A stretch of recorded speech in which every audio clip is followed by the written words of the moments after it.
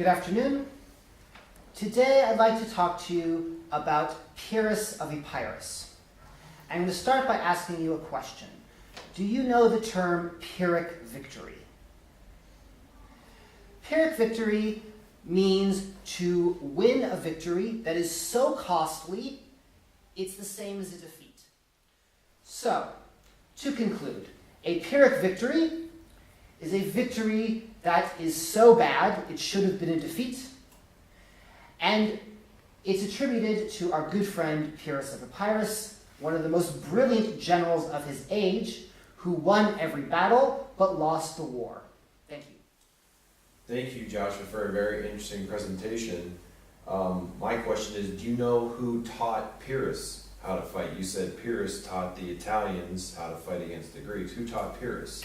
That's a really good and interesting question, and I didn't have time to talk about this, but Pyrrhus spent his formative years as a young man fighting with many of the successors of Alexander, including Demetrius and Ptolemy. He was basically, by the time he could walk, he was fighting. And because during this period, all of the successors of Alexander were involved in continuous civil war. Right. So he basically grew up learning how to fight. Yeah. You said at the end that he died because an old woman hit him in the head with a roof tile. Why was he fighting old women? Again, I wish I had more time to talk about this. This is a great story. But basically what happened is Pyrrhus tried to conquer Italy. He failed.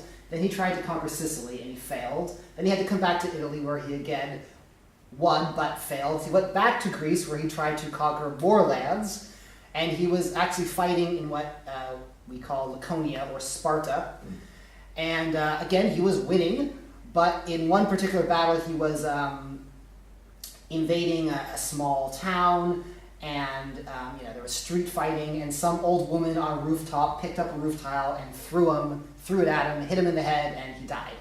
So he wasn't actually fighting old women, he was trying to conquer other Greek towns. Any other questions? All right, you said that the Greeks called the Romans an invading barbarian horde. Yeah. Barbarians has the connotation of somebody who is perhaps uncivilized or uneducated in certain ways, and we've all got this image in our heads. How could the Greeks believe that the Romans were barbarians? Was that honestly how they would have labeled them? Absolutely, but you have to understand what the term barbarian means, and it changes for every culture. So the Romans saw, for example, the Gauls or the Spanish as barbarians. The Greeks saw anyone who wasn't Greek as a barbarian. And it actually didn't so much it did have a negative meaning, but it basically meant someone who isn't civilized, who isn't as civilized as us. So from the Greek perspective, the Romans were barbarians. And actually that's one of the problems that Pyrrhus had.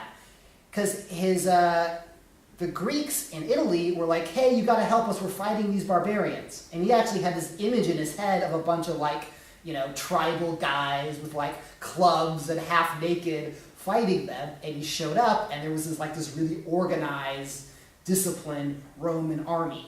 And I was like, oh, these guys were not what I was imagining when you said barbarians.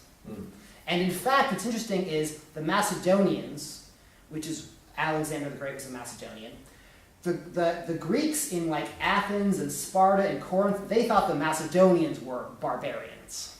So basically anyone who's not us is a barbarian. Interesting. Yeah, thank you very much. Thank you. Thank you.